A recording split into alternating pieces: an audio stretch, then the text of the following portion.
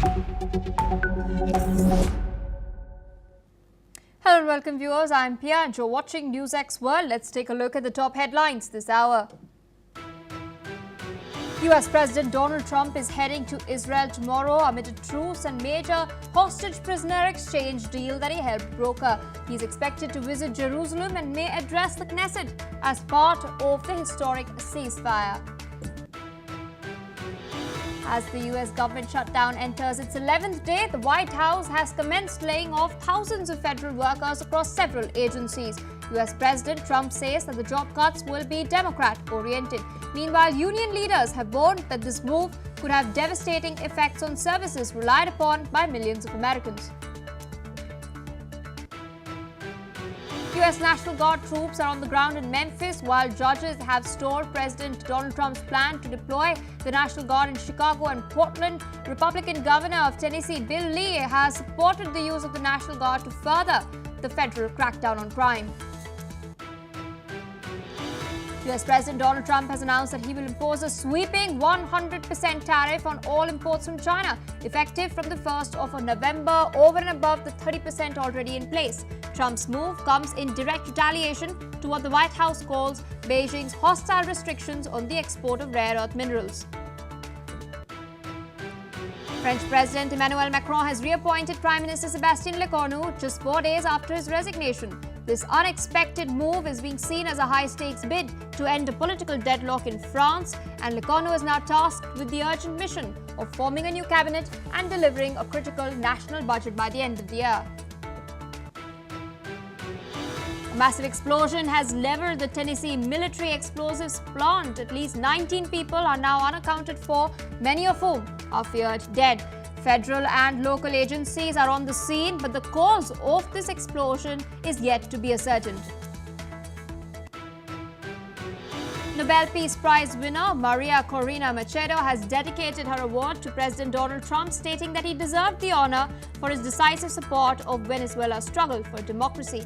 Venezuelan opposition leader's statement has come just hours after the White House criticized the Nobel Committee for snubbing Donald Trump. Well, viewers, those are the headlines and our top focus. About 200,000 displaced Palestinians have begun returning to northern Gaza following the ceasefire deal between Israel and Hamas. The truce, brokered through intense negotiations in Egypt with the involvement of Qatar, Turkey and the United States, marks the first phase of a broader peace plan. Israeli forces have started pulling back from key areas, allowing thousands of families to move back towards their homes along reopened roads in northern Gaza. Humanitarian aid is set to flow more freely, with the Rafah border crossing with Egypt reopening next week. And hundreds of aid trucks are now queued to enter Gaza. Meanwhile, displaced Palestinians have described how they feel as they head back north after months of displacement. Listen in. الحمد لله شعورنا شعور لا يوصف. الحمد لله الله بنتي هذه عندها كسر في الجمج من اصابه برضه في الحرب هذه، والحمد لله هليت ان شاء الله بقدر اعالج ابني وتكون اخر معاناه لنا هذه بقدره الله. بس احنا مبسوطين عهد الله كثير كثير كثير احنا انها وقفت هالحرب وخلصت المعاناه تبعتنا بقدره واحد احد يا رب. واحنا والله تعبنا كثير كثير كثير، والحمد لله لقيت احنا راجعين على غزة، وان شاء الله ربنا بياخذ باليد ويكون قدامنا كويسة البلد، وتكون دورنا نلاقي لنا خرج نقعد فيه. With us on the broadcast is Mr. Ali Mohammed Abushbak, independent Palestinian researcher, joining us from Cairo. We've heard, in fact, what some of the Palestinians who are now finally heading back home after months have had to say. They've expressed their elation, even as we can see these very chilling visuals. They're all queued up to head back home, but there is a lot of rubble. Their homes have been blown to dust, yet despite all the suffering, they've still held on to hope and are finally glad to be heading back home. What is the mood like? How are you feeling? How is your extended family feeling about what we're witnessing now, this landmark peace deal that finally allows Palestinians who've been displaced to head back to their homes? Thank you, Bia, for having me. In fact, on the ground, the situation it's mixed them feeling for the Palestinian in Gaza. They are so happy and they are optimistic about the ceasefire and the end of the military operation in Gaza, but also the civilians who returned to Gaza city. They found the rubble, they found the ruined, the massive and the volume of destruction. It was unprecedented for them, especially the people now. They are shelterless, and we are talking about a hundred of thousands civilians. They are without any shelter. Most of people, they return to ensure about and check about the situation of their properties and residential homes and residential unit. People who found their home, it's completely destroyed after the military operation in Gaza City. They are hopeless and they are disappointed about their future, what they will do, and especially about the restructured Gaza and about rebuilding their home. So most of the people disappointed after they found their residential unit. It's left. Ruined in Gaza City, and as we mentioned, there is a several of people return, and also some people they remain in south part of Gaza. They didn't go back to their home after the destruction, and they sure that their home destroyed because of the Israeli bombardment. And worth mentioning that Israel during the military operation in Gaza City, and we are talking about here the second phase of Guardian Chariot, that's Israeli military operation, which start in May and ended in this time. The Israel used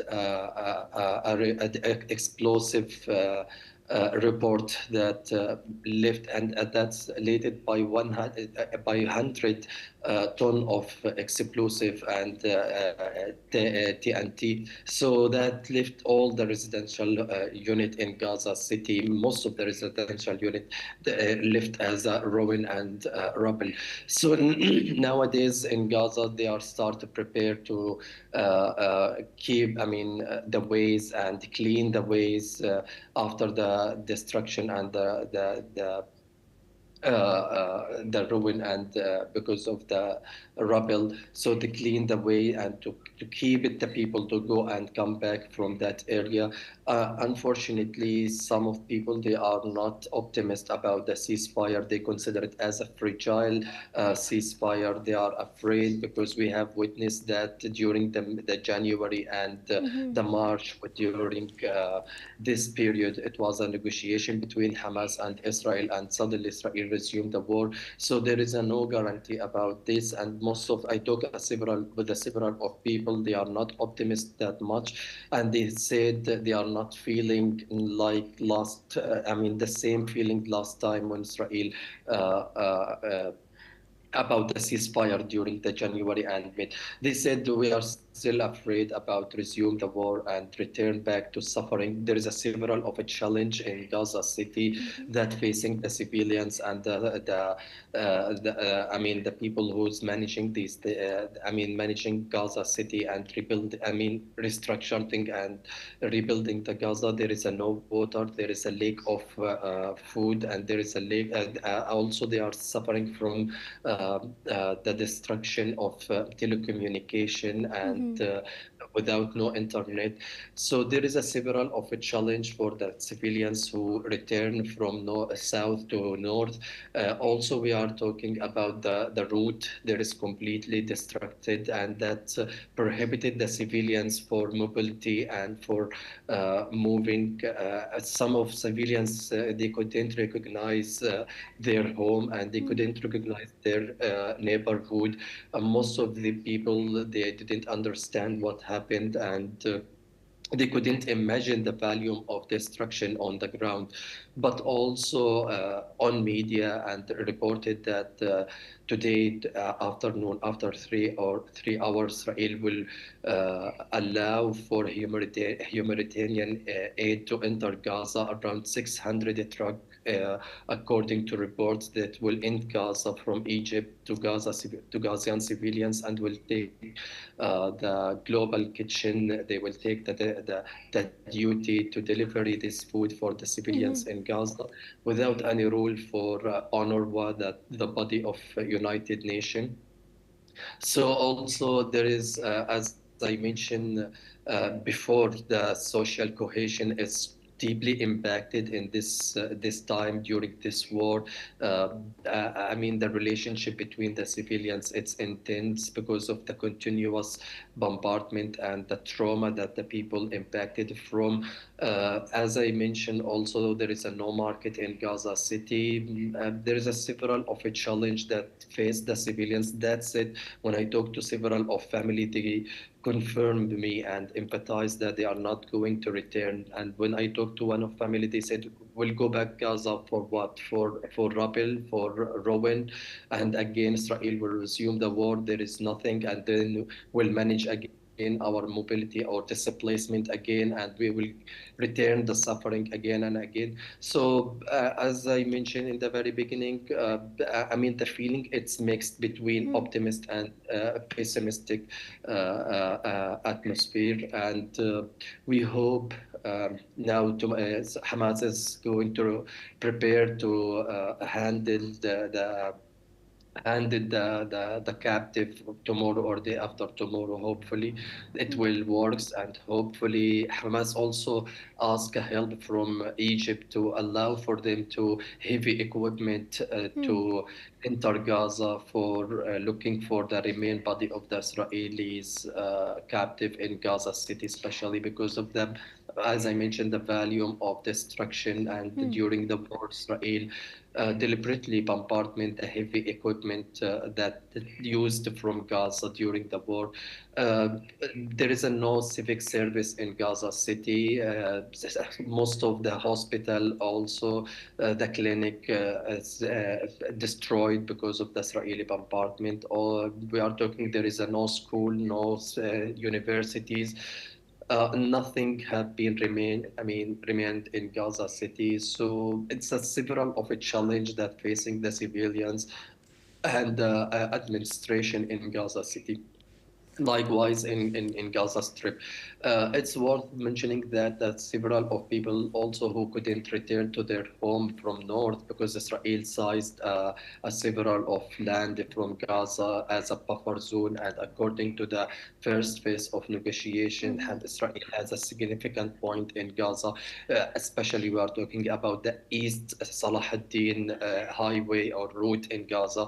All of this area, it's under Israeli's control, and that people around 200,000 of civilians, they are settled down in this area, so they are prohibited to return to their home and to check about their property, it's safe or no, or about the situation of their property.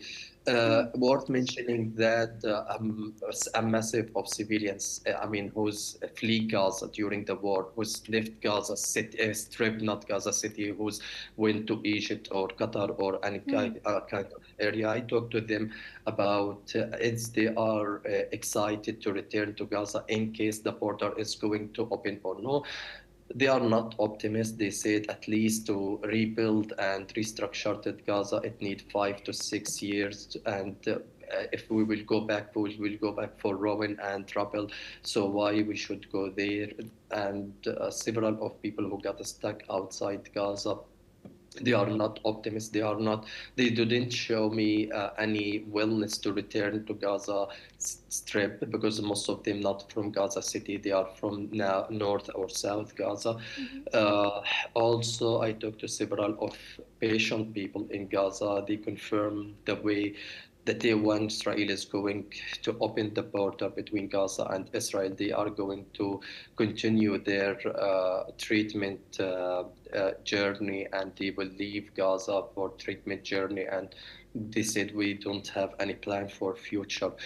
Here, it's the atmosphere about their future is still blurred and still related to the ceasefire and related to the peace process between Gaza and Israel.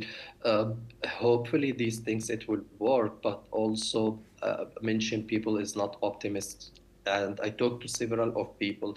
I compared between their statement during the ceasefire and during January, and this ceasefire, most of people not optimist, and they are not happy that the way they were happy during the first ceasefire between Gaza and Israel. Also, we are talking about today, several of leaders, they will come visit Sharm el-Sheikh for the negotiation. And still, it's carrying on the negotiation between Hamas and Israel. The second phase is the huge challenge between both of them, between Hamas and Israel. Several of challenging facing them, especially we are talking about lying down and disarm Hamas. This a huge challenge, which there is no any confirmation and there is no information about this case or this issue. We will wait for the time and we will see how they will manage it. Hamas, as I know Hamas mental, they are not going to lie down its weapon, and this will be a huge challenge for the delegation and for the negotiation. All right, so with that, I would like to thank you for taking our time and speaking to us on NewsX World. With that, viewers, we are shifting our focus to some developments coming in from Pakistan. The Tehreek-e-Taliban Pakistan has claimed responsibility for a wave of deadly attacks across the country's northwest that has left at least 23 people dead. Now, Pakistani authorities say that the coordinated assaults have taken place across several districts of Khyber Pakhtunkhwa province near the Afghan border. 11 paramilitary troops were killed in the Khyber district, while a suicide bomber struck a police training school, killing 7 officers. In a separate clash in Bajaur district, 5 more people, including 3 civilians, lost their lives. These attacks mark one of the deadliest escalations by the Tehreek-e-Taliban Pakistan in recent months. With that, we shift our focus towards what's taking place in Venezuela. The UN Security Council has voiced concern over rising tensions between the United States and Venezuela following recent US strikes on vessels allegedly involved in drug trafficking near Venezuelan waters. Russia's ambassador has accused Washington of violating international law, calling the attacks examples of a shoot-first cowboy principle. The US representative, John Kerry, has defended the strikes and has said the following. The United States does not recognize Nicolas Maduro or his cronies as the government of Venezuela. Nicolas Maduro is a fugitive from American justice and the head of the vicious narco-terrorist cartel de Los Salos. Moreover, it is the action and policies of the illegitimate Maduro regime that pose an extraordinary threat to both the region and the national security of the United States. Now, responding to the statement, Venezuela's ambassador has warned of a possible armed attack and pointed to a growing U.S. military presence in the region. Listen in. Estados Unidos es el único gobierno que proclama el principio, dispara primero, averigua después. ¿Quién puede creer que esta escalada militar de gran magnitud en el Caribe tiene como fin el narcotráfico? La verdad es que el gobierno de los Estados Unidos, según han confirmado la prensa internacional, ya dictó una orden secreta para autorizar el uso de la fuerza militar en territorio extranjero, con la excusa de una falsa lucha contra el narcotráfico. Al mismo tiempo, la CIA ha sido también autorizada para realizar. Countries including Panama and France have called for multilateral strategies to combat drug trafficking without unilateral military action. With us on the broadcast is Mr. Gautam Mukherjee, senior journalist joining us from New Delhi. Thank you so much for taking our time and speaking to us on NewsX World. Donald Trump and his increasing pressure on Venezuela continues. The warships that have been deployed in the Caribbean, the F-35 fighter jets continue to fly in the skies as well. Venezuela is increasingly training the people over there, training the militias on the ground, claiming that the US is attempting a regime change operation. How much weight does Venezuela's allegations hold? Well, when we last talked about this, I did not think that America would have a physical invasion involving boots on the ground, because that is never without risks of body bags coming back to the United States. However, there could be airstrikes and there could be missile strikes and anything else that does not involve boots on the ground. But whether the Americans will actually attack Venezuela remains to be seen. This may be by way of threats in order to reduce the drug trafficking. To call Maduro the chief drug lord is indeed an escalation of what was going on when they were merely attacking and sinking Venezuelan ships, which the Americans said belonged to the drug cartel. The United Nations has also gotten involved. So there could be strikes in Venezuela, but I don't see boots on the ground from the Americans. Indeed, and you pointed out to the recent claims that have been made, the attacks that have taken place. Most of the transnational drug trade takes place through land, through Mexico, and even through the sea. There's a UN report that states that a vast majority of it, nearly 3/4, takes place through the Pacific route and not the Atlantic. So in that case, are we seeing an exaggeration of the claims that the United States has been making? Well, if they're planning to overthrow the Maduro regime, this is true to form, because you're not going to be too careful about the facts of the case. What you want is an excuse to attack it, and I think perhaps they're planning to do that. All right, sir. With that, I would like to thank you for taking our time sharing your analysis with us on NewsX World.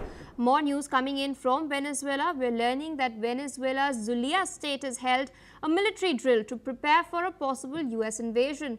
Governor Luis Caldera is leading a military exercise alongside regional armed forces to train troops and civilians for a possible U.S. attack on national territory. The drill includes the deployment of military vehicles, anti-aircraft batteries, and defense coordination meetings. This comes as U.S. President Donald Trump has halted diplomatic outreach efforts with Venezuela, instructing his special envoy Richard Grenell to cease all negotiations.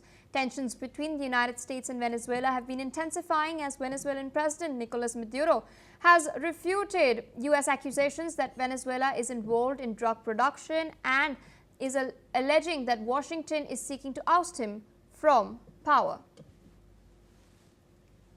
Shifting focus to Japan, Japan's biggest opposition party, the Constitutional Democratic Party of Japan, will now seek to support a unified candidate with other groups in a bid to block Sanae Takaichi's election as Prime Minister. Meanwhile, Komeito has quit its 26-year alliance with the ruling Liberal Democratic Party, putting in peril Takaichi's bid to become the country's first woman premier. Conservative Takaichi was elected as the new LDP president a week ago, but needs the approval of the parliament to secure the top job. Komeito's decision to quit the alliance that has governed Japan almost uninterrupted for 25 years has now sunk Japan into a new political crisis. With us on the broadcast is Dr. Tomohiko Taniguchi, former advisor to late Japanese Prime Minister Shinzo Abe, joining us from Tokyo. Thank you so much for taking our time and speaking to us on NewsX World. Now, was Komeito's decision to end its 26-year alliance with the LDP anticipated, or has it come out of the blue? It's come clearly out of the blue for some of those leaders within the LDP. Listen, as a member of the conservative LDP's cabinet, the leader of Komeito has always been able to exercise its veto power to some of those contentious issues that LDP has wanted to pursue. Rather than choosing that conventional path, Komeito has chosen to opt out and clearly intended to break the now forming Takaichi administration. So it's an uncharted territory. Rumors have been rampant, including one that would say that it would be Komeito's leader, Mr. Saito, who wishes to become prime minister. And technically there is a chance for him to make it if there will be broad coalition across many middle and small-sized opposition parties. Indeed, and in your assessment, what motivated Komeito to break away suddenly? And there are, of course, questions looming whether they will align with the opposition, or is that unlikely considering their stance on social issues? Fault lines are many in number among those opposition parties. So it would be extremely difficult for those parties to unify themselves and choose one single candidate as a candidate for prime minister. The motivations that drive Komeito to do this very much unusual decision are anyone's guess, but some cite that a couple of days before the meeting between the two leaders, Sanae Takaichi and Tetsuo Saito, LDP and Komeito leaders, on the 6th of this month, there was a meeting between Mr. Saito, head of the Komeito, and Japan-based ambassador of the People's Republic of China. Chinese ambassador went to the parliamentary premises and met Mr. Saito. What they discussed, of course, is not revealed, but going forward, there must be investigations on what Mr. Saito pledged or did not pledge to the ambassador from China. Clearly, this is an exercise of influence operations on the side of the Chinese. And speaking of the opposition at large, will their strategy of uniting behind a single candidate materialize? Will it work? I am saying that technically it's a possibility, but the fault line between the biggest and the second biggest opposition parties is deep and wide. The point that Chief Secretary of the second largest opposition party has been mentioning a number of times. So it is unlikely for the biggest and the second biggest opposition parties to form a coalition, but there is another chance that the biggest opposition party could put together middle and small opposition parties and Komeito to form a thin majority, very thin, by a single vote or a couple votes over the LDP-led coalition. You've informed us that the leader of Komeito met with the Chinese ambassador just a while back. Are people in Japan largely aware of this? If so, what's the reaction been like on social media? One of the largest newspapers, Yomiuri, has reported it. So it's out of social media sphere, and it's been sort of recognized by the legacy media as well. People are anxious, but they're not so much surprised because 6 months ago, in April this year, the same leader of the Komeito led a delegation and went to Beijing and spent a couple days there to consolidate the long-standing relationship, very much friendly relationship between Komeito and the Chinese Communist Party. Indeed, many members of the Komeito have been rather proud of their track record as having worked as a bridge builder between China and Japan. if there are concerns of interference and these are taken up as well, then who exactly will be investigating this matter? There is no such law, which is itself a problem, that would allow Japanese prosecutor's office or police agency to look into that case. So it's incumbent upon investigative journalism.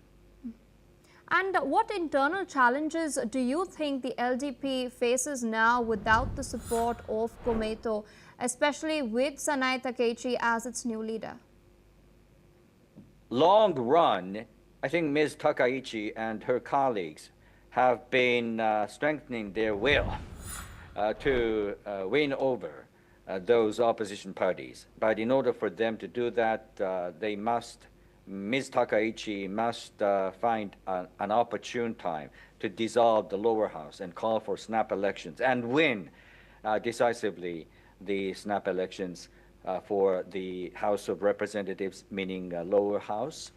But in the meantime, Takaichi administration, if Takaichi has been chosen as prime minister, she will have to show to the public and to her own colleagues that she could deliver some of the urgent economic packages. So that itself is a challenge because the LDP-led coalition is going to still maintain very much a thin majority in the lower house and as well as in the upper house. Remember that unlike in some other countries like India, Japanese upper house is very much a powerful veto entity. And speaking of policies, how could the end of this long-standing alliance now influence policy making in the near future? Well, it'll take extremely careful handling, to say the least, on the part of the Japanese government's leaders, including Ms. Takaichi, because everything is going to be on an ad hoc, temporary basis. Very few things will be stable. So stability that has maintained the LDP-led administration for 25 years has now gone. And so it's almost always like shooting a moving target on the part of the LDP, on the part of the Japanese government. Indeed, you've mentioned that the stability has gone, and my last and final question, could this political rupture then lead to some sort of realignment within Japan's party system, or is it a temporary disruption? Even in order to secure premiership, Ms. Takaichi, for the next couple of days, has to work extra hard to see whether the LDP could form another set of coalitions by putting together one or two smaller opposition parties. So it's going to be always like that. On an ad hoc basis, you must seek a partial alliance here and another on different issue and so on, so forth. It's a continued really bumping road, if you like, going forward. All right, sir. With that, I would like to thank you for taking out time, sharing your insights with us on NewsX World. Meanwhile, viewers, public sentiment appears largely supportive of the move in Japan, with many stating that the alliance outlived its purpose. Some have worried in the meantime that the breakup could bring uncertainty at a very sensitive, delicate moment for Japan, as the country is preparing for key diplomatic meetings and a possible visit by US President Donald Trump later this month. Listen in to what some of the residents have had to say. 公明党と一緒になって何十年 ?25 年すごい長い年月だから、もうちょっと変な話、腐れみたいになっちゃってて、なんかみんな妥協してずるずる来たけれども、やっぱり根本的な考え方全然違うから一緒にいるべきじゃないと私は思います。変わるかがこう見えてるわけじゃないので、そういうその分からないことに関しての不安とかはあるんですけど、ただ新しく変わるだろうなっていうことに関しては結構期待をしている気持ちが大きいですね。そもそも連立自体が平成11年私がまだ生まれてない時からずっと続いてきたものなので、その体制を壊したっていうのは、今まで連立政権だった安定だとかそういう部分もある一方で、これからどうなるのか結構興味があるような興味が湧くような感じになったなと思っています。これ今までの安定が連立政権の崩壊、これから新しい時代になる、新しい時代にどう影響していくのかなと思っています。Alright viewers, with that we shift our focus to further developments coming in, this time from North Korea. North Korean President Kim Jong-un has held a meeting with former Russian President Dmitry Medvedev in Pyongyang. He has stated that the sacrifice of North Korean soldiers fighting for Russia in its military campaign in Ukraine has proved the trust in the bilateral relations between the two countries. Kim has told Medvedev that he hopes to continue strengthening cooperation with Russia and to closely engage in diverse exchanges in order to achieve common goals. The Russian delegation led by Medvedev arrived in Pyongyang on the 9th of October to take part in the celebrations of the 80th founding anniversary of the Workers' Party of Korea. With that, viewers, it's a wrap on this bulletin. More news and updates on the other side. Stay tuned on NewsX World.